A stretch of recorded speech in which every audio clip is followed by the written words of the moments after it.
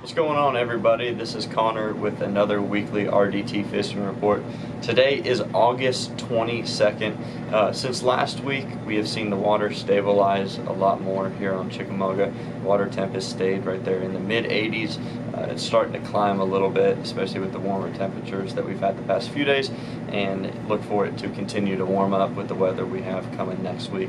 Next week, we have highs every day almost in the hundreds, so it's definitely going to warm up. Which is going to help that grass grow a little bit too with that stabilizing water. The grass is almost topped out in a lot of places that it's not already topped out. That punch and bite is going to continue to get better, but it did seem like the best way to get bit this week was to find that stuff that's a little bit more scattered and find the bait. Bait is really important this time of year, and locating it is usually the key to getting bit. For me, I was able to find the bait on the edges of the grass, especially, like I said, in that scattered stuff. It seemed to me like I could find more of that bait on the main river. But also look for that schooling bite to continue to improve. I saw a lot more schooling activity in the past few days than I have in the weeks prior.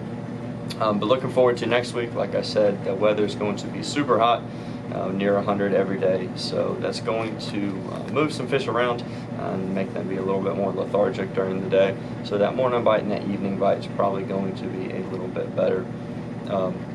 Now, the big bites for me have been coming punching. That punching bite is just going to continue to improve as that grass keeps growing. We're going to start getting some more canopies, and that's where those big fish like to lay in the shade. So yeah, if I was going fishing next week, two baits that I would have tied on 100% would be some sort of top water bait again. I know we talked about that last week, but that's a bait that's going to stay on the front deck of the boat until it starts getting cooler and that grass starts to die off. But something that I was able to play around with this week and get a bunch of bites on was some sort of swim bait rigged on a belly weighted twist lock hook. I threw a skinny dipper a lot, Reactions Innovation skinny dipper. You can also throw a Kitech 4.8 or 4.3 or something like that to kind of wake around and cover some water in that stuff that's scattered. And if you run into some bait, fish chasing bait, that was a great way to get bit. So if y'all have any questions, feel free to come in the shop or shoot us a message on our social media platforms.